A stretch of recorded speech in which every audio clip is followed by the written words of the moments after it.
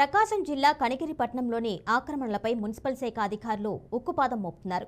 ఇటీవల revenue division అయిన కనిగిరి పట్టణంలో అక్రమ కట్టడాలను తొలగిస్తున్నారు. జూలై 1వ తేదీలోపు ఆక్రమణలు తొలగించాలని నోటీసులు ఇచ్చినా చిరు వ్యాపారులు స్పందించకపోవడంతో ఆక్రమణలు తొలగిస్తున్నట్లు అధికారులు తెలిపారు.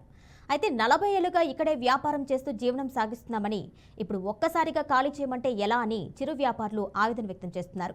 ఈ నేపథ్యంలో చిరు వ్యాపారులకు మద్దతుగా నిలిచిన ప్రజా సంఘాల నేతలు మున్సిపల్ కమిషనర్ ఆర్డీఓకి విజ్ఞాపన పత్రం అందించారు.